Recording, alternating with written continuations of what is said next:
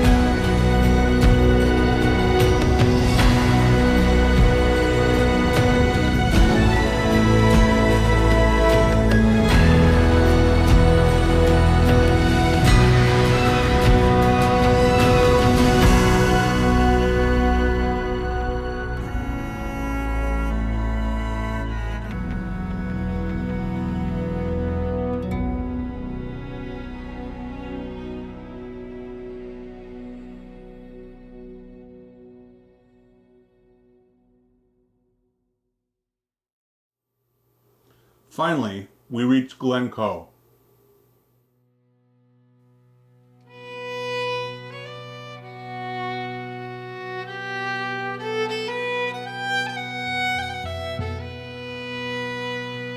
Once again, we were amazed at the incredible natural beauty of the rough, scenic landscape. Glencoe was even more amazing than our drive to Dorney, and we think you'll enjoy it too. Again, our cameras will in no way adequately capture what it looked like in person, but we hope you'll enjoy what you see nonetheless. I'll let the video footage do the talking, and just let it roll for a bit with the music and scenery. If there's anyone out there that doesn't fully believe that God is a master artist, I don't know what to tell you.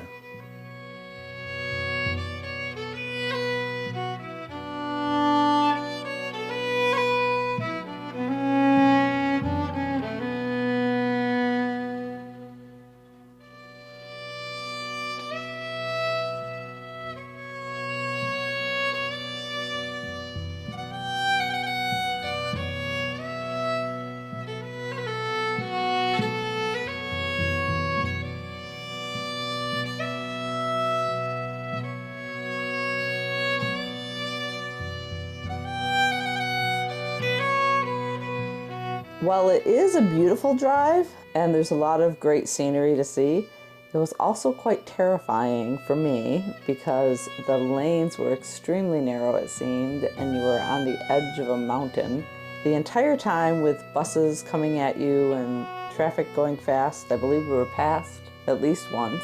So it was a beautiful drive, but also somewhat scary. Eventually, we came to a point where we decided it was time to turn around and keep heading towards Oban. If you thought our drive through Glencoe was amazing so far, I thought the return trip was even more stunning. I think I spent a lot of that time driving with my jaw in my lap.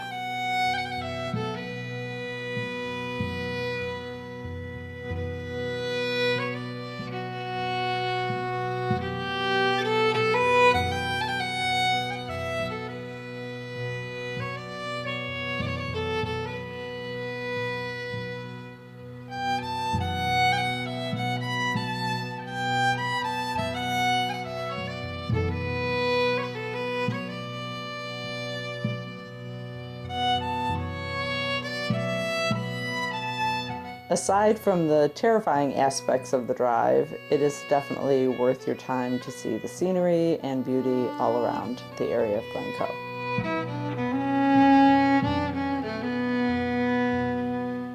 I must say, it was very difficult to pick out just a handful of clips to share with you in this video, when our entire time in Glencoe was so unbelievable.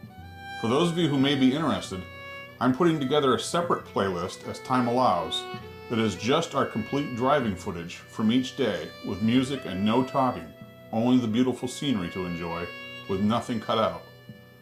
Our entire drive through Glencoe will be in one of those videos on that playlist.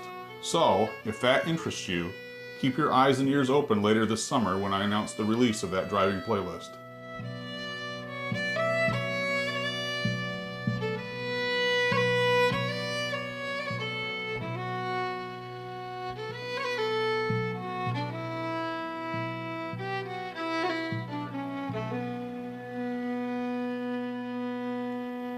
So now back to our trip. We had originally planned on stopping for lunch in Glencoe, but it was a bit early. We weren't ready for lunch yet. So we continued our drive about another 40 minutes to our next stop, which would be Castle Stalker.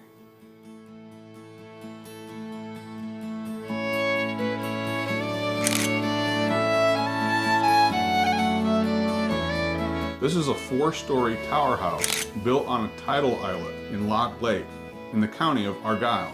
It is considered to be one of the best preserved medieval tower houses to survive in Western Scotland and is a Category A listed building. The original structure on this island was a small fort built around 1320 by Clan MacDougall. Then, around 1388, Clan Stewart took over the property, and it is believed that they built the castle that we now see, somewhere around the 1440.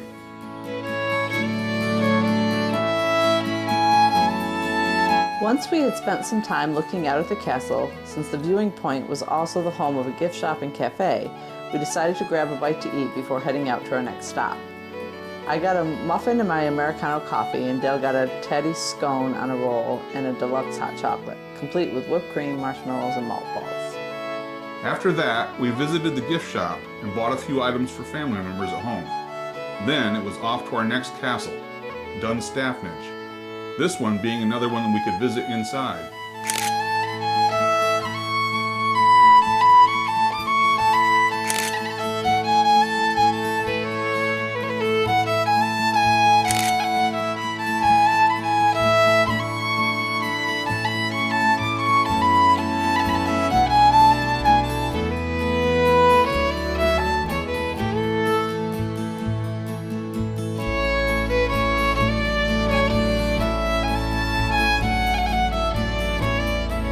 And that, unfortunately, is where we're going to leave off for this week's video. If that has piqued your interest, we hope you'll tune in next time as we take you by video camera on a walkthrough of Dunstaffnage Castle and the nearby chapel in the woods. Then we'll later go to Barcaldine Castle, where we spent the next 2 evenings. We'll also see the Port of Oban, the seafood capital of Western Scotland. All that coming up in our next video, so stay tuned. Well, that's it for now from the Old House on the Corner. Please feel free to share this video and the rest of our Scotland playlist to anyone that you think might be interested, and don't forget to like, subscribe, and give this video a thumbs up. And we'd love your comments on the video as well. See you next time. Thanks for stopping in. We'll see you later.